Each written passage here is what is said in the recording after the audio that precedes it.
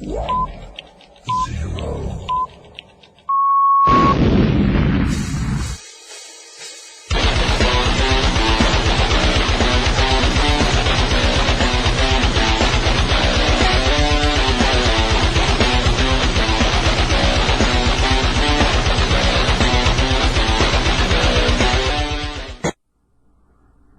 Your responsibility to be ready for the fight never ends. Greetings, fellow barbarians. It is I, Alan Odinson, and you are listening to the Barbarian Lounge podcast. I want to thank you guys for joining me today. We've got a very interesting show today. I'm fresh off of arriving earlier this morning after taking a 2-day course in Camden, Tennessee with Tactical Response, and I'm going to give you some insight into things I picked up, as well as talk about generalizations regarding the class. I'm not going to go into any specifics as far as anything that we specifically did. I'm only going to be talking about myself and my experience in there. Let's get a few things out of the way real quick. First off, you can go to our website at thebarbarianlounge.com. Yes, we got a website up and going. I try and keep that updated as much as you can get some of our t-shirts. You can also get some of the gear that we have on there. We're carrying some of the Mora knives as well as some EDC, some small EDC bags that one that I'm definitely going to be changing out after my class over the weekend. I'm going to be putting a few different things in this bag that I carry with me daily, and taking some things out, adding a few things, you know, just that's kind of what happens when you actually get some training in there. Also, you can check out our host website at thebarbarianlounge.podbean.com. You can go there and catch up on everything that you have missed. You can also find us on iTunes as well as Stitcher. Search for the Barbarian Lounge podcast, and you can subscribe there, leave us a rating, leave us a review. All those things help us grow and continue to climb the ladder of success in the world of podcasting. Also, please check out our sponsors, OdinsonArchery.com, traditional bows made from non-traditional materials. You can go there and get all manner of different archery equipment, arrows, bows. They're all affordable. Right now, the admission to the Brotherhood of the Bow has never been more affordable than with Odinson Archery. If you check out some of our videos online, you can find Alan Odinson, the YouTube channel there. You can check us out online and see some of the videos of some of our bows in action. You got any questions about them? See them in action. See what they can do. See how well they perform compared to the mainstream competition that's out there. So you can check that out. Also check out Mitocon. That's MITO-CHONUSA.com. MitoconUSA.com. Go there, check them out. It's not an energy drink like it gets you those past few days. And of course, as always, got my trusty glass sitting here next to me, and I'm telling you, if it hadn't been for that stuff, I don't know if I've been able to make it through the class. Let me just tell you guys. Let me take a sip before I get started here. Also, check out the Barbarian Lounge on UCY.TV. Tuesday nights, 8 p.m., 9 p.m. You can catch up on our shows there. Live chat goes on. You can tune in, chat with everybody about the different content that's on there, and meet some people of like minds, maybe enlighten them to the way of the Barbarian Lounge if they are not yet assimilated into our tribe. All right, folks. So let's talk about some things. So the beginning quote that I stated was, the responsibility to be ready for the fight never ends. That's not my quote. I wish I could say that I come up with that quote, but that is actually a quote from Mr. James Yeager. So James Yeager is the owner of Tactical Response, which is a firearms training company in Camden, Tennessee. Nice small town. I really like my experience in Camden. Now, a lot of people go there and they take the pistol classes and the rifle class and everything. And let me state this real quick. My experience: lifelong martial artist, 20 plus years martial arts. I've done reality-based combatives. We've done scenario training for the empty hand work that we do. I've trained in blade work. I've done amateur, professional, MMA, boxing. All those things I've done. NRA pistol instructor, South Carolina concealed carry instructor. and I've taught and assisted with other classes as well. Also received advanced training through the for nuclear security. We were armed nuclear security, so I can't go into the details of that training, but it was quite advanced. So I will state all that ahead of time, so you know that I was not an amateur just walking into these things. I have a expectation of my skill, and people who have worked with me in the past will vouch for that level of skill. So let me read to you the synopsis of the class I took. The class I took was a class known as The Fight. The Fight at Tactical Response. It is a force-on-force class. And when I was in nuclear security, let me tell you, we have done force-on-force training there. We did force-on-force training, but it was nothing like what I experienced at Tactical Response. And I'm going to explain some of the reasons why. I'm not going to go into any scenarios, like I said. If you want to know the scenarios, take the fucking class. But let me read to you exactly what The Fight is. I'm reading from their website here. It says, the fight will test your defensive skills against thinking, moving adversaries, and over a dozen realistic scenarios. Yeah, it's over a dozen, trust me. Years of static, square-range training won't give you the tools and insights that these 2 days of tactical problem-solving will. Make no mistake, this is a gunfighting course. We use paint-marking rounds, fired safely from real guns, for the most realistic and adrenaline-charged training experience to be had. This is a student's quote from our class. Force on force is an ego-crushing experience, but no other training can teach and reinforce the lessons of reality quicker than it can. Only by working with and against real-life thinking, reacting people can tactics be proven and our training be tested. The stress is not as great as the stress of an actual life-threatening attack, but it is as close to it as we can safely come in training. You will taste fear and uncertainty. You will second-guess yourself later. You will learn lessons that you cannot in any other way short of actual events. Test yourself. Get into the fight. So, there's a lot of things that went into this class. This is a force-on-force class. And we're not using airsoft. I won't even say we're using paintball. They're using I think they're the Federal FX rounds. I believe that's what they are. Fired from Glock 17s. And let me tell you, folks, the experience is real. It is. I did not know what to expect when I went into the thing. I had no clue what to expect. But I will honestly admit, and I could tell after I left, especially driving home, because I had to make several stops on the way, I can admit that I left the fight a changed man. And I will also admit that I was not expecting to leave the fight a changed man. I was expecting to leave the fight a challenged man, but not a changed man. Our instructors there, we had our main instructor was Calvin. I'm sorry, Calvin, if I can't remember your last name, but it's very easy to find Calvin. Calvin is the Asian guy with the thick Mississippi accent. It's the most awesome thing ever. Calvin's a great dude, phenomenal instructor, cool.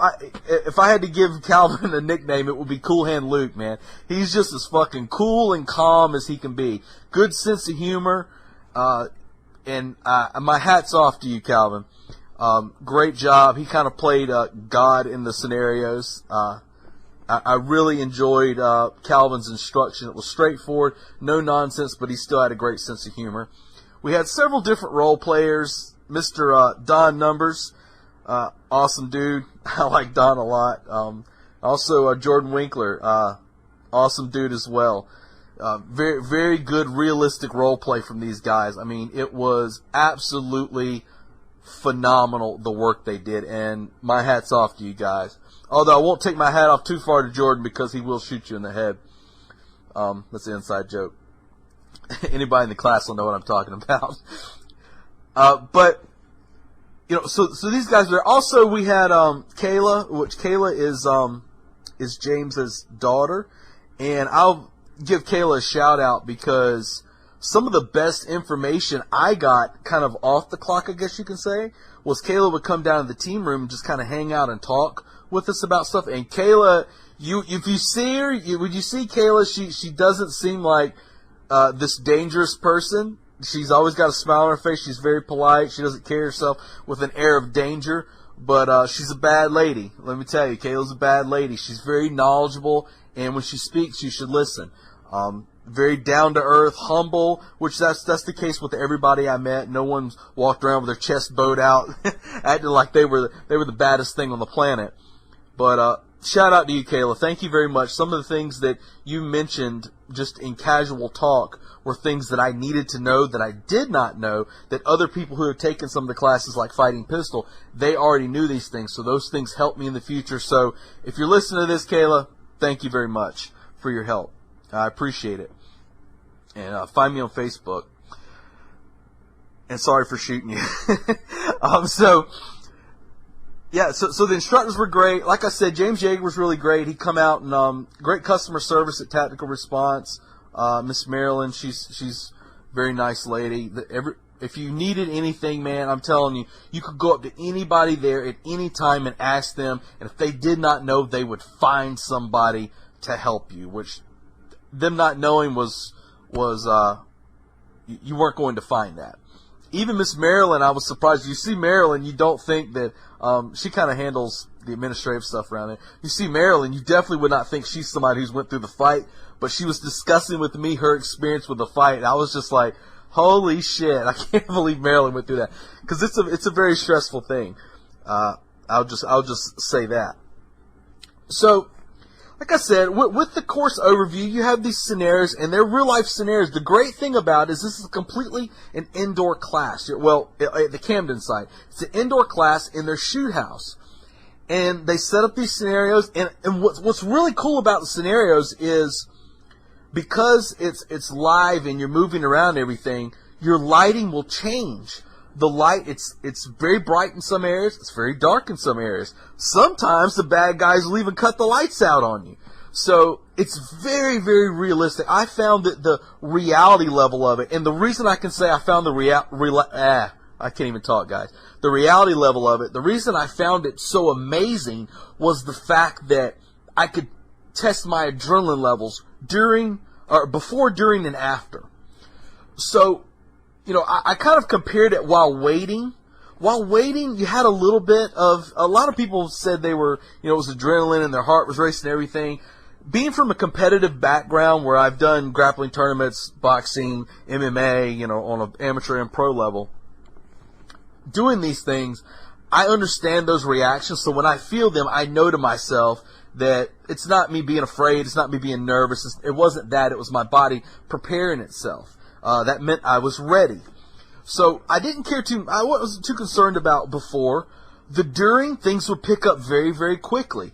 And your adrenaline would climb depending on the level of stress you were under, naturally. And usually after, everybody was different, but usually it didn't take very long for my adrenaline levels to come down, and I could tell just by, I would kind of hold it, because afterwards we'd have to take the pen and write down our experiences, and like I didn't have a shaky pen. So, that was telling me, okay, things are coming down a little bit. So, overall, that was good. I mean, I understood that.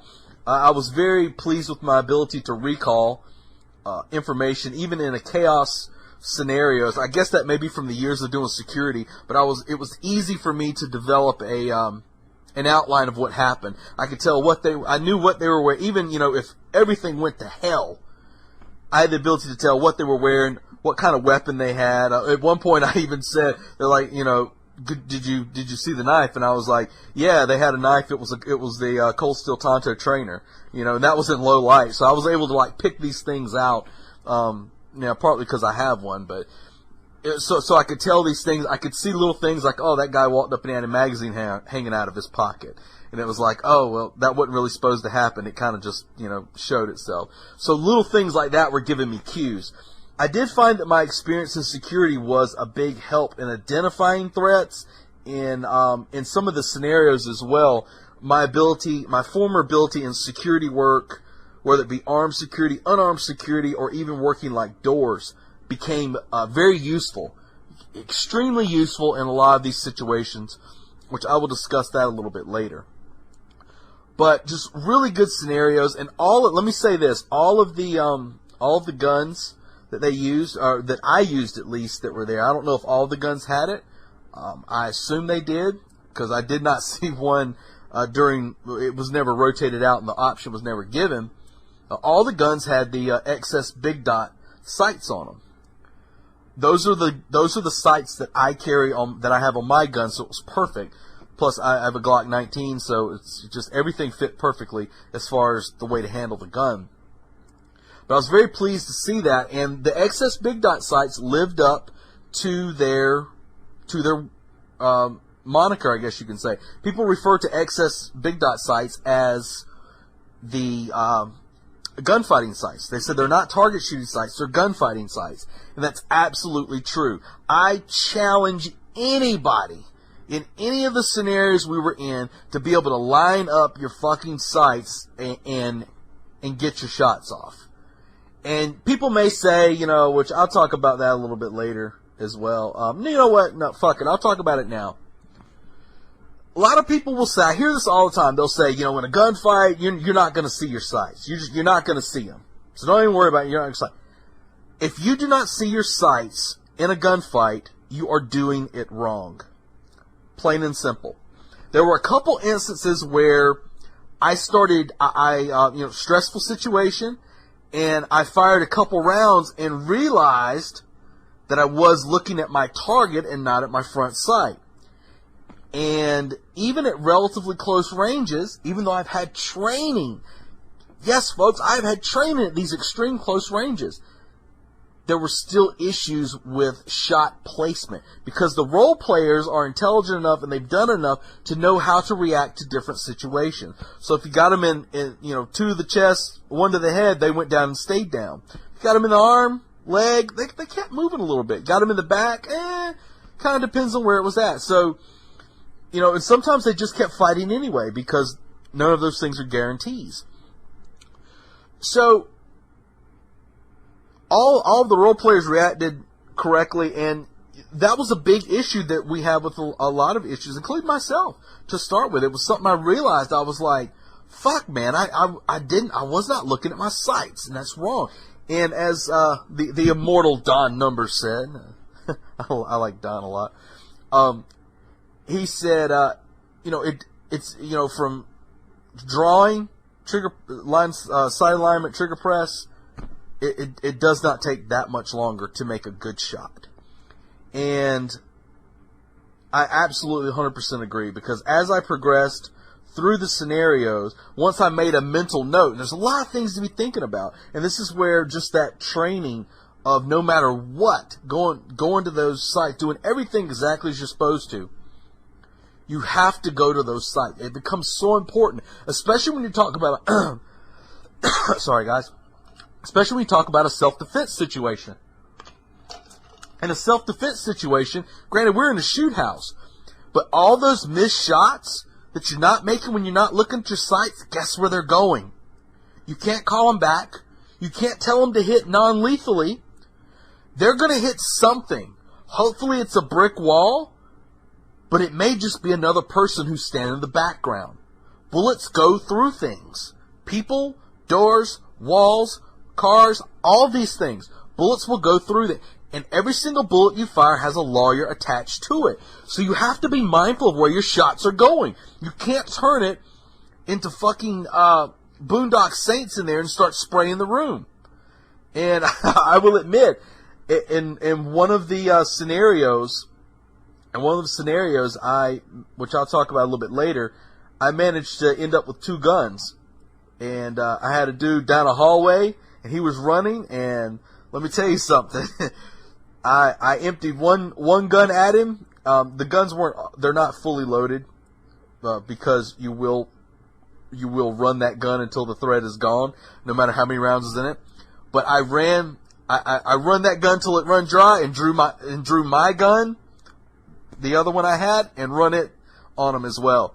So it's it's one of those things where you get caught up, especially when it's a high intense adrenaline situation, and you go, all right, you have to your higher mind has to kick in and say, okay, fucking focus on your front sight, make the kill, make that hit. So I say make the kill. That's not what I mean. I mean make the hit. When I say make the hit, I'm talking about being able to stop the threat. If they die during the process, that's just kind of a byproduct of attempting to stop the threat. So I'm gonna talk about a couple things here. I've got them written down so I wouldn't forget. Because like I said, this is just kind of me throwing everything together. I got 10 things written down. I may add more as I go along because I may remember some stuff. But remember, this has nothing to do with any scenario that we did. This is all things that I picked up, things I already knew, things I didn't know, and things that were reinforced and even changed and modified slightly. That I found extremely useful. Number one, the obvious one, carry your gun. Carry your gun. And notice I didn't say carry your gun when, carry your gun where, any of those things like that. I said carry your gun. So there's no exceptions to where I want you to carry your gun. After the class that I took, I'm just going to go ahead and tell you. It is going to be very, very difficult to ever find me without a gun on me. Plain and simple. And I'll just leave it at that. My brothers who took the class with me, they will attest to this. One of my buddies I made at the class, got the coolest name ever, Mr. Bob Rackham. If you listen to this, Bob, shout out to you, brother. Mr. Bob Rackham, cool, calm and collected. Bob would punch a guy and take him out with the gun. He'd be like, "Yep, I had to shoot him." He was just awesome, dude. I like Bob. Bob was an older gentleman in the class. I don't know how old he was, but there was fairly younger guys in there. And Bob was a fucking gladiator. He stood in there and went through all of the same stress that we went through that was tiring down guys much younger than him, and Bob hung in there. I know he was tired. We were all tired. But Bob hung in there, so props to you, brother. But carry your gun, man. One of the things that was told to us by one of our instructors, I think it was one of our instructors, said the first person to disarm you is going to be you.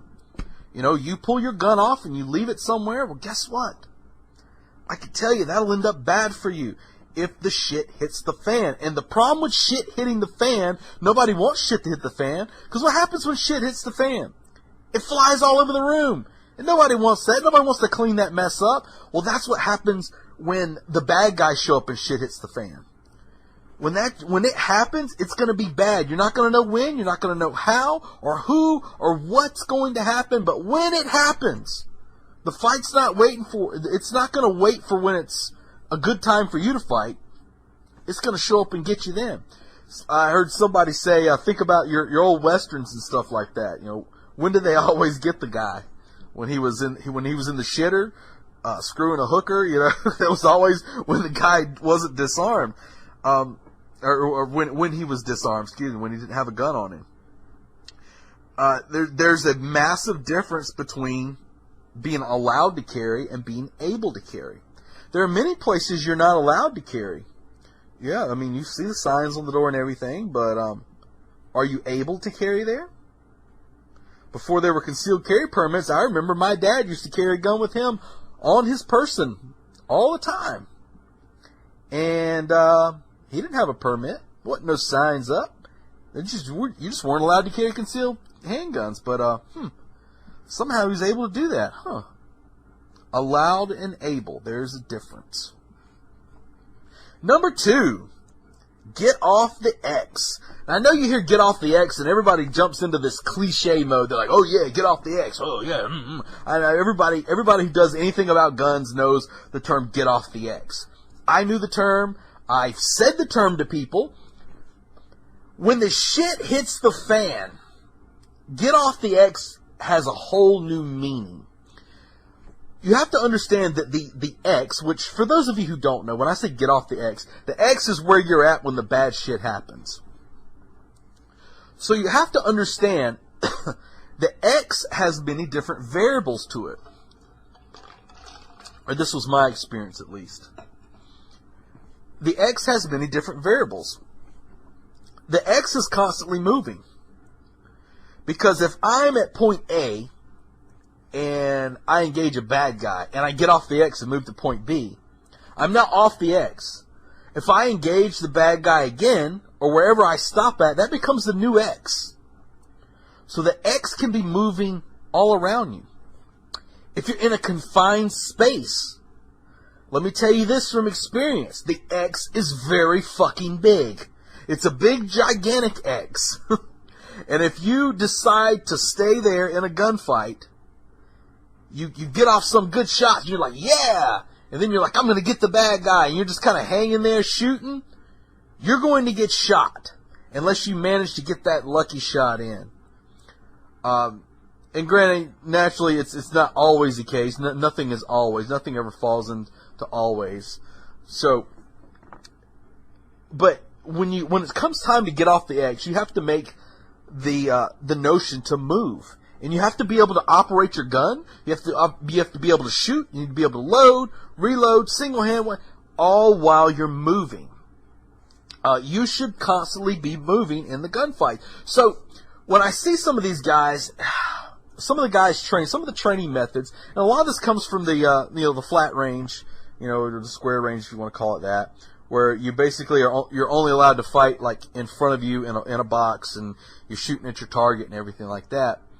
So many training scars come from that because everybody gets so comfortable with staying still and shooting, because that's what you're supposed to do on the range. But if you keep training yourself like that, you will react that way when the threat actually comes. So what ends up happening is you may even get the guy, you may even plug the guy, but he may not drop, and he may pull that gun and start firing, or he's obviously going to probably have the gun already out and on you, so you're going to be running behind the schedule anyway. So he's going to start blasting away. You may both get shot. You may hit him 10 times, and he may live. He may hit you once, and you go down. So all of these things start playing into the game here. Get off the X has almost become like this cliche term amongst the combative world, the tactical world, if you want to call it that. But it really got new meaning for me, because I knew this term. I knew get off the X. And what would happen is, for me, I would get off the X, engage a target, and then forget that, even though I had success at that, where I was at, even if the fucking target went down, even if the bad guy fell, I was still on the X. So, the X is going to be wherever you were not getting shot at. That's where getting off the X is going to be. So if you're not getting shot there, you're doing all right. The one of the big things that, and I've heard Yeager say this in some of his YouTube videos, so I'm not spilling any beans here. The idea of moving. They have the word of move, and it's broken down to motionless operators ventilate easily. And that's absolutely true. So when I see trainers out there, guys who are saying, I'm teaching combative pistol work, and I'm teaching this and teaching that, having taken this class, and I've taken some of these classes, so I'm not speaking just out of my ass here. When I hear those guys tell me they're training, for gunfighting and everything like that, in reality, you're kind of training for gun handling. You know how to, and that's important. It's very important. But as far as gunfighting goes, if your guys aren't moving, there's some guys out there, man, I wish I could remember the guy's name. It's Anton Blinks or something like. I know I'm getting that wrong, Anton. Forgive me.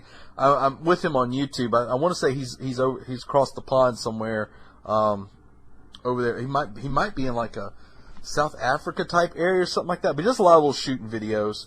I think he's doing some work with a movie called Spelunk. I don't know if that's the case. I know he was advertising it a while back.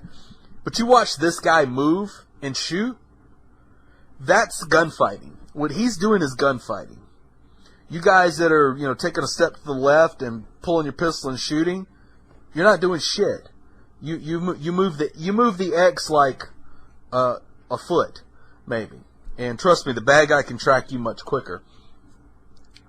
So, when I watch these guys who are out there peddling, that, oh, this is teaching people to gunfight, and having experience, I had probably more gunfights in the past 2 days than most people will ever engage in their entire life. Actual fucking shit sandwich gunfights. That gives me this eye that I look at somebody and they're like, oh, this is gunfighting we're teaching. And I'm like, no, it's not. So, I mean, you kind of know. And I'm sure all the guys that were in the class with me, they can kind of attest to this. Probably anybody who's done the fight will attest to the difference between what you see taught and that people talk about and what's actually done. So it's a big difference, trust me. Number 3, the willingness to act. And if you've listened to my episode on courage, you'll know that this is directly related to courage. So the question becomes, and this was a question that we had to answer many times. Are you willing to die? Who are you willing to die for? What are you willing to die for? If you just cashed your check and you're walking out to your car and a guy walks up and puts a gun in your face, is it worth giving your $500 check to him and living, or is it worth fighting back?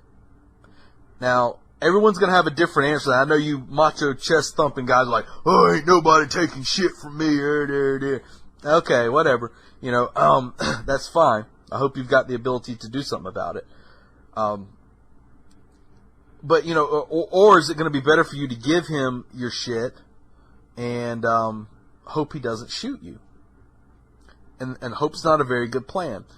So I'm not saying one or the other is the better scenario. In my scenario that I did, that was not that scenario. Let me just state that right off the bat before people are like, oh, we give away scenario.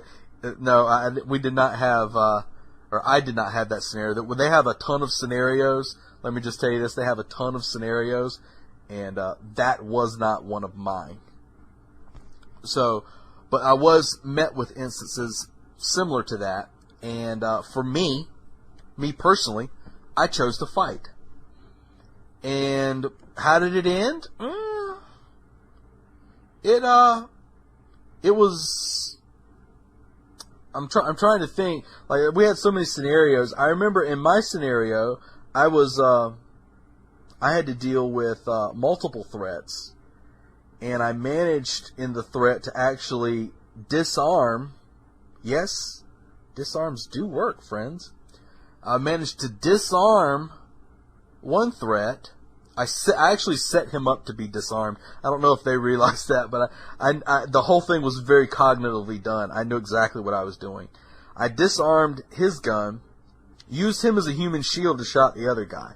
I did take a round to the hand, and I believe I took one to the left shoulder. I've still got the marks there. To the left shoulder. But I did get the other guy. And that was actually the instance where I ended up with 2 guns. I ended up with 2 guns and went full, equilibrium up in that bitch. So that was a good time. But the willingness to act, there was also some other scenarios. Like, for me, I had an issue where, you have to question whether or not you're willing to die that day. Are you? Are you willing to die that day? Are you comfortable enough with yourself that you're willing to die? Are you going to lay there and be executed? If your friend is dying, would you go save a brother? We talk a lot about tribe. We talk a lot about brotherhood. But I ask you, would you be willing to run into gunfire and save a brother? Different people had different answers to that. For me, it was cut and dry, because the individual that I was using, that the guy who was portraying my brother, he actually was, I had to actually run out into gunfire to, unknown gunfire, no clue where it was coming from. But all I knew was that he was down, and I was advised not to go save him. There was zero question in my mind. I pushed everyone that was in front of me out of the way, and I said, I gotta go get him. And I went out there and fucking got him. No hesitation at all. And I know a lot of you are saying, oh, well, you know, it's not real bullets, and you wouldn't do that. Bull fucking shit. And you ask anybody that's there, because nobody wants to get shot by these things. You don't get just bruises or welts. I've got open blood spots, open wounds, if you will say, all over my body. Because one of the things that I did for this thing that not everybody did, I think it was only me and one other person that chose this route, is I did not wear anything extra protective. I wore a cup because I didn't want to get shot in the nuts. But all I wore was a face mask. That was it. And I wore a t-shirt, thin t-shirt. So I had a lot of open skin. Well, I had gloves on too. But the gloves didn't really do a whole lot when you got shot in the hand. So I had a lot of open skin and a lot of minimal protection. That was what I wanted. I had nothing underneath the t-shirt because I wanted to feel the pain. I wanted it to hurt. I wanted everything I experienced to be as real and visceral as possible, and it absolutely was. You hear the pop, you feel the hit, there's pain that shows up. In adrenaline state, you don't really feel it until after it's over with, even when it hits you in a really bad spot. So that the threat was absolutely real. It was real enough to make some people stay back because they didn't want to go out into the gunfire, and they let their friend die. And that bothered a lot of people, and I can understand why. For me, it was never a question. It was never a question for me. It didn't even cross my mind, because to me, that's a good death. We're not given the opportunity in life many times to have a good death. And that maybe some people may find that a little strange. For me, being of a follower of Asatru, or the heathen path, if you will, the Norse religion, for me, dying next to my brother, dying trying to save my brother, that's a good death for me. That's a good death. I can live with that death. Dying next to him, I can live with that. And I knew that prior going into it. Remember, you guys, if you listen to the show a little bit, you hear me talk about asking yourself these questions before you have the opportunity to actually, before you experience it. So when the opportunity does arrive, there's no hesitation. I had already asked myself all these questions. I knew exactly what I was going to do. No question whatsoever. And I rushed into a hail of gunfire and saved his life. You know, are you willing to die for things? That's different for different people, man. I mean, for me, maybe I have a bit of a hero complex. Maybe I don't know what it is with me, but I do not like to have the idea of victimhood imposed upon me. I do not want to be a victim. That's the reason I do what I do. I train the way I train. That's not the way I want to live my life. Because a lot of times what ends up happening, and I know people who've experienced this, I had a bit of a bias going into like hold-up type issues, because I know instances where people who are somewhat close have been armed robbed by individuals, and they had a gun pointed in their face. They're like, give me everything you got. And the guy gives them every fucking thing they wanted. Give them everything. Here, take it, just don't hurt me. I mean, didn't want anything to do with that stuff they had. Here. Well, after they took everything he had out of his pockets, they took the last thing they could possibly take from him, and that was his life. Blew his head completely off of his shoulders. It's fucking gone. There was nothing there. Nothing. Took a pretty much a point blank double-aught buck 12 gauge to the face. They did not even have the chance to, when his mother couldn't even see him in the casket because there was nothing there. There was just a headless corpse. So for me, I can hope they don't shoot me. But, and statistically, they probably won't. But statistically, they wouldn't have shot this other guy I know either. But, he's in the ground right now. So, for me, there's a bit of bias in there. There's a bit of bias because I'm thinking to myself, well, after I give them this, they may want what's left. And it happens. It happens. One of the places I worked as security at a while back, there were several hotels in the area that were getting robbed, and one of them was robbed. Wasn't mine. It was robbed, and they come in there and they, got all the money and shit, and they took the clerk to the back room, taking her to the body dump spot, I guess you can say. And as he left the room, he tried to shoot her in the head, and he missed. Yeah, she had the gods looking out for her that day. He missed. But there was no reason for him to do that. So when I go into situations like that, I have a lot more bias than other people do. Perhaps what I'm doing is the wrong thing to do. Well, in my scenario, I would have killed them both. Hopefully. But an arm shot and a shoulder shot, well, I had a tourniquet. I applied it. So, hey, is what it is. But do you have that willingness to act? Are you willing to go out on your shield?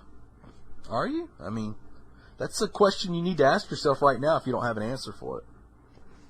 Medical training. Number 4.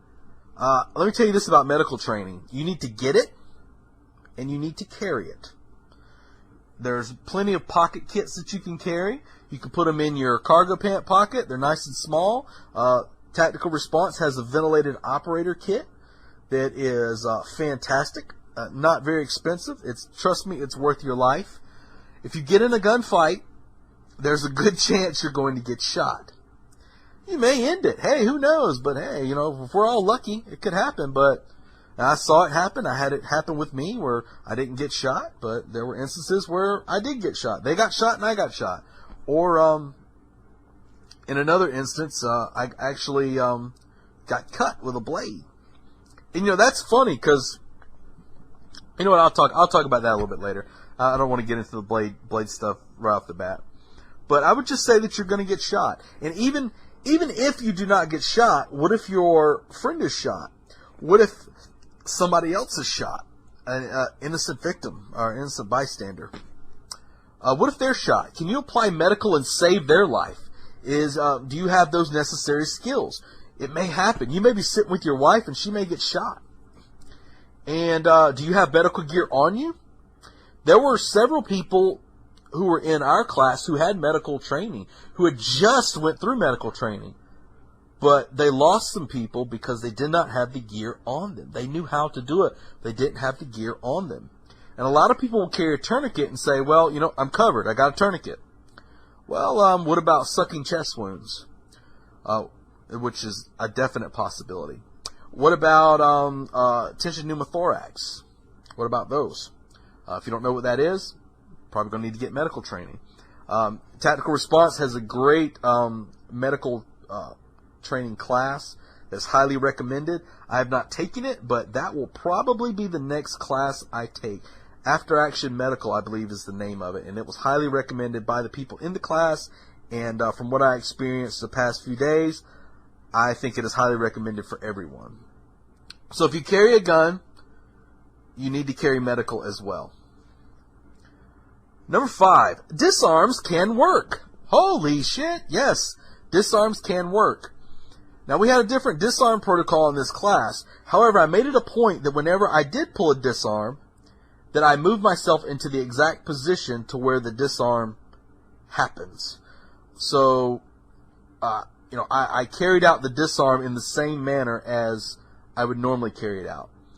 And I will tell you, if using the things that I've been teaching people for years with handgun disarms, I will tell you abso-fucking-lutely they work.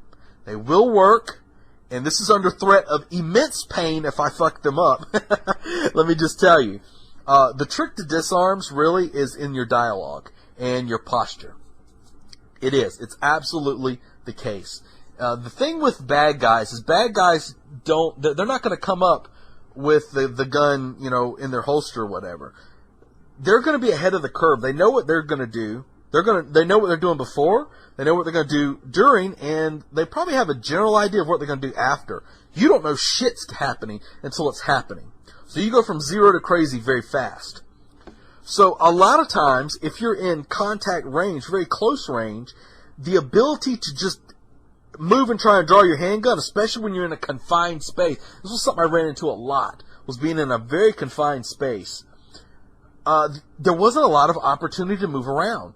So what I ended up having to do was get disarms and actually use the person I'm disarming almost as a human shield to prevent me from getting shot by the other gentleman. And I will say that did work. It absolutely did work. There was an incident with some blades.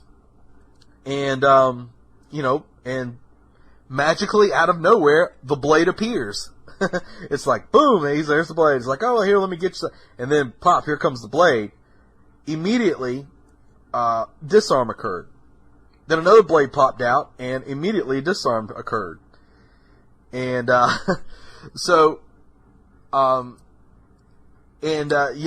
was another instance where I met another blade and had a little more distance, and I drew my handgun out to stop the threat. Popped them twice. They went down. Was making my 911 call, as you should do after any shooting. Guess what? Like a motherfucking zombie, the guy popped back up again, which, let me tell you, that absolutely does and can happen, for sure, in reality. So this happens, and when I see him coming up, I go to fire again. And, the thing with using sim guns is a lot of times that, they can be prone to malfunctioning. I ran into a double feed in the middle of a gunfight. Let me tell you what. This is where your gun handling is important, because there's a lot of people that don't even know how to clear a double feed. Well, I ran into a double feed mid-gunfight, and I was very impressed with my ability to clear it quickly. Let me just say. So, as I was saying, the guy rises like a fucking zombie. I go to shoot again. He's coming towards me pretty quick. And there's probably a distance of, I don't know, 10, 15, I'd say it's about 15 feet. We'll say about 10, 15 feet, something like that. We'll say 15 feet. I'm kind of playing it in my head here. And he charges me. Well, I've already got my gun out, so it's like, the whole 21-foot rule with the Tooler drill. I'm like, okay, well, I don't have to draw my gun, obviously. It's already out. So I pull my gun up to go to shoot, pull the trigger. Not a damn thing happened. Gun was not at slide lock, and he's still coming. So as I do this, I realize what happens, and the guy comes in and he swipes a cut. He swipes a cut, catches me on the arm. Let me just say to my Filipino my Kali training, I will say that he caught me on the outs just as it was a cut. As I did manage to block the cut with the outside of my arm, because in the process my mentality is, as he was coming, I pull the trigger, nothing happened, he's still coming, so I go for the tap rack. Because I figure, well, misfire, right? I go to tap rack in the middle because I knew that I could tap rack and pop him before he could get to me. And I also want to mention that, like, around me is a confined space, so there's no more, like, getting off the X is going to be going through the other guy. So I go to tap rack, nothing happens. Matter of fact, I went to tap, when I went to rack, the slide was actually locked. I don't know what the deal was with it. Didn't have time. The tap rack didn't work. The dude takes a swipe at me to cut. He catches the outside of my forearm. People say that tapping doesn't work. Let me tell you, I fucking tapped that damn blade because I got the cut on the outer forearm as I was tapping because it was I did a bad hand response because I was trying to shoot, and as he's coming, it was just a cover. There was nothing else. It was an instantaneous movement. So I did a bad hand response. Took the cut as I did the correct hand and parried out. Grabbed the arm, and let me say this real quick before I finish this little spot here. One of the things is we're not allowed to, like, punch, kick, choke, strike the role players. The reason being is they don't have the gear for it. So let me just preface it by that. So cut, parry, grab the wrist with the blade in it, and I fucking plowed him. I did not even think about it because I train this sometimes. People that know me know that I train this. I'm still holding the gun in my hand, and I plowed him with the barrel of the gun right in the center of the chest, like a stab with the barrel of the gun. And he went down organically. He fell back. He was like, ah! It fell back because he wasn't wearing any protective gear over his chest, and I hit him pretty hard. And he fell back. But during that process, now he's down. I had the ability to move around. I just dropped mag completely, reloaded and racked and got the gun working again. I have no idea what some of the magazines had some issues with them that people ran into, so it could have been a magazine issue. There's no reason to sit there and try and figure it out. You're in the middle of a gunfight. Get some fresh lead in that shit and run it. So I did that, racked it, and of course he was like, he went down. He popped right back up again because that's what he was supposed to do. And as soon as he popped back up, I popped him in the head and dropped him. So, all these things, these empty hand combatives and the disarming of the blade, these things work, man. They work, and you need to work because there's going to be a time. Think about it. People that didn't have any empty hand combatives or any work with dealing with blades, they would have got stabbed and cut to pieces because their gun was down. I took one cut. I took one cut to the arm, outside edge of my arm, and I'll fucking take that. I'll take that any day of the week, over getting cut to the neck because that cut was coming to the throat. So and it was just it was like, oh shit, my gun's not working, not enough time, cover, bad hand, correct hand, catch, punch, reload, bang, and down. So things happen. For a lot of us, we think to ourselves, well, I've got my gun and my gun's out, blah, blah, blah. What happens if your fucking trigger, if it goes click? What if something breaks internally in your gun? It can happen, man. It can absolutely happen. On that day, it can happen. And you need to have the ability to be able to handle yourself when that happens. Hopefully it doesn't happen, but like I said, hope is not a plan. So, had I not had that level of skill, I would have ended a lot worse. I would be on YouTube getting my head chopped off. So, thankfully those skills were available, and they absolutely do work. So, an outside cut to the forearm, I'll take it, versus him getting a shot to the dome all day long, man. So, number 6. This was something that was unique to me over the course. Die on your feet. Matter of fact, I left the quote in the book when I filled it out. I wrote, I just wanted to die on my feet. I'm not going to go over this scenario, but from what I understand, I was told this by Kayla, that this scenario fucks a lot of people up. fucks them up on a very visceral scale. Makes you think about it a lot. And I will absolutely admit it. Everybody that come through that thing was just like, fuck, man. But how are you willing to die? For me, when the shit gets bad, and there's a line that you are not willing to let the bad guy cross. It's different for everybody. Everybody's got a different line. For me, it's going to be different than several of the other people in the class. But when the shit officially hits the fan, you got to have that willingness to act. And in my situation, I was in a situation of point of no return. I was in a situation where there were some well-trained gentlemen with ARs and AKs. And those guns were loaded up with ammunition, of course.